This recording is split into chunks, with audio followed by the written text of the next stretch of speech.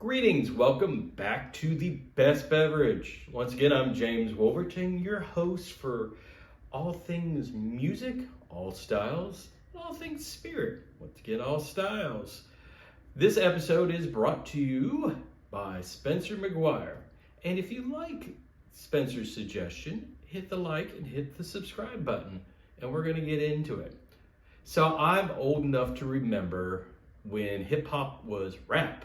Yeah, I hate to date myself there, and don't want to be the old man on, yelling at clouds and yelling at things get off his lawn. But I do remember when Run DMC was actually on the radio, and it was rap then. But you get to the late 80s and rap starts, it's pre-morphing into what we now have as hip hop. And there was a couple fun subgenres that came out of that.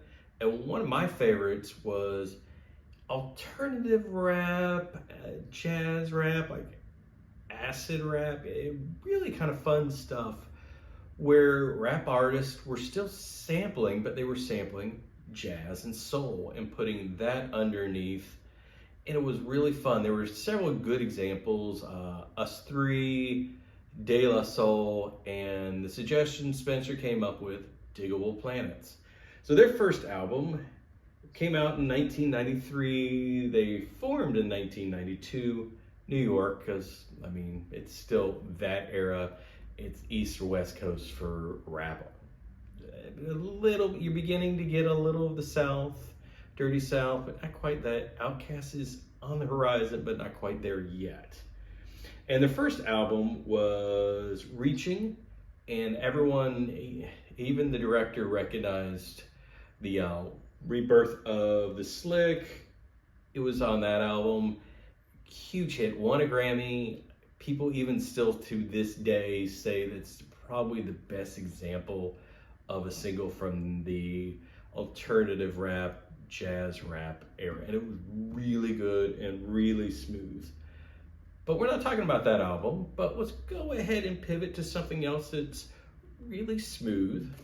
This is what Spencer suggests, and this is what he drinks when he listens to, Digable Planets. We're talking Crown Royal. I love how Crown comes. Yeah, this is they all come in this fun bag, felt bag. This one is NFL themed. I love the fact that it kind of does look like Minneapolis colors. So they did a combination with that. It's still the regular Crown. So let's go ahead and open this up. I'm gonna do an ounce plus a splash. Oh gosh, yeah. Full disclosure, I've never owned Crown before. I've had Crown, but I've never owned Crown on my bar. And that is why they have the spill thing. I used to get mad about that, but you go to any bar and every bar has these, and there's a reason why, because everyone spills a little, and that's what these things catch. And I've often heard stories where they'll collect all of that and make someone who's done something stupid drink it. Ugh, sounds awful. So let's get back to Crown, something that's smooth and nice.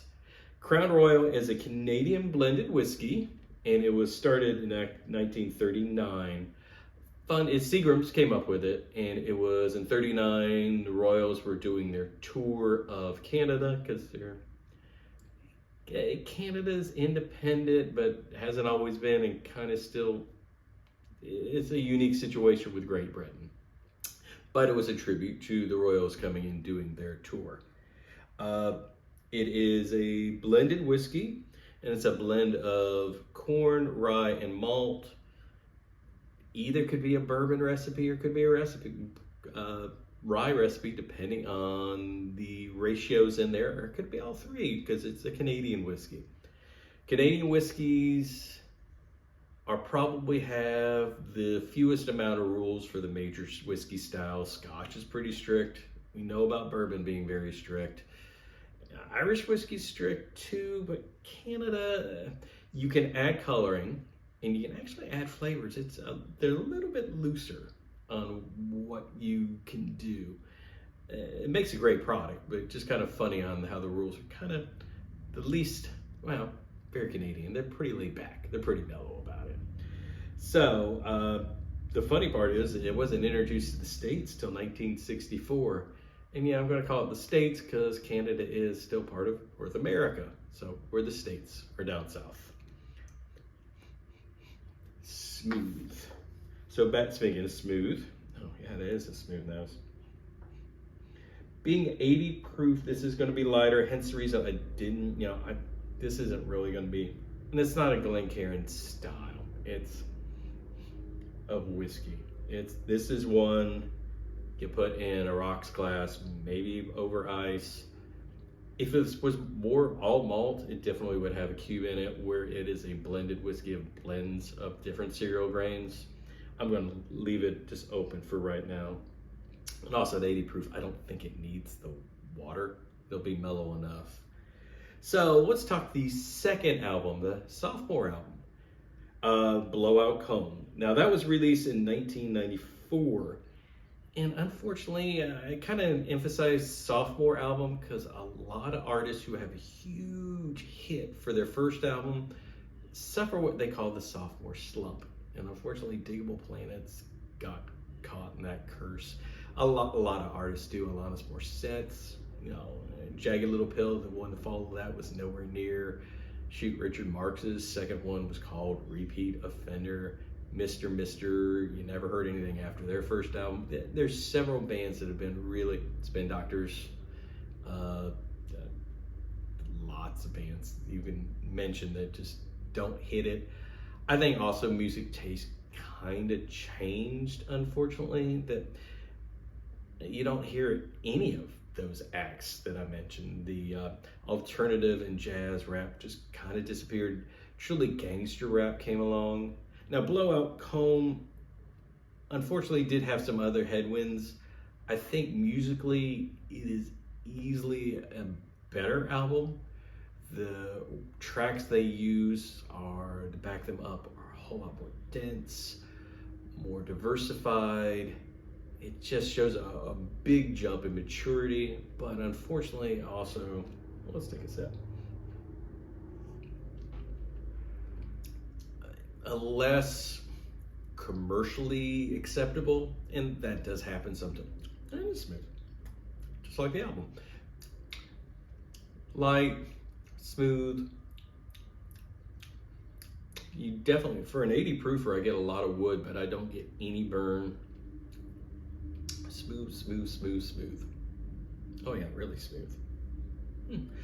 Honestly, I have not had a lot of Canadian whiskey in the house. It's smart that I should have one. The only one I've had is Caribou Crossing, which is a Sazerac product. It's a single barrel Canadian whiskey. So it's smart that I do truly have an example of, for someone who appreciates, drinks, enjoys, researches, makes whiskey, I should have a good example of what Canadian whiskey is. So thank you, Spencer. Back to the album. Musically, it is great. It is dense. It is layered. The lyrics are a whole lot more mature, deal with rougher, more intense subjects. Unfortunately, a lot of them are still pertinent today from 90. We haven't learned. Who knows if we ever will. But the problem is the music's so good, the lyrics are just kind of, the blend's not great. It's almost Edward James Olmos, how he mutters in every role, and you kind of have to listen. You have to really dig to listen to hear the lyrics. Now, it's worth a listen, and they're really good, but if you're going to continue to capture that wide audience that you got with your first album, you're a whole lot more mature, and they have to work harder to hear it. And the style is just kind of passionate. It just wasn't set up to continue them going, which was a shame. Go back in for a second taste now that I've had enough. A shame because it shows a whole lot more maturity in where the style could have gone if it hadn't been just kind of time passed and music taste passed. They did not do an album after this. They broke up. It's a shame. They were really good. But music taste kind of change and move, and unfortunately, it didn't progress with them. What I think about the Canadian whiskey, I would pair this with this music without doubt. Honestly, I appreciate and respect Crown Royal. I think it's a fine example of a Canadian blended whiskey. They're obviously doing something really right. They sell a lot of it. It's a hair too smooth for me. Kind of almost the way I feel about Jack Daniels. I like it and I respect it, but maybe listening to this, I can definitely see listening to some jazz. Oh yeah, definitely jazz, because it's so smooth and mellow. Yeah, the music would stand out in this. Very caramelly, very grainy in a good way. Still good mouthfeel. The burn's not there for the 80 proof, but the mouthfeel's. The burn tastes like an 80 proof, but the mouthfeel doesn't, if that makes any sense. The mouthfeel's got good viscosity for a lower proof. And it is smooth. I can agree, I would sip on this for a good long while and really enjoy it. Not going to be my go-to, but it's something, again, once again, Spencer, I should have in the bar. Thank you for getting it, because a lot of people do appreciate and enjoy it. I will probably, next time I start pulling out a Miles or Cannonball Adderley, I might reach for this first, see what I think when I'm listening to jazz.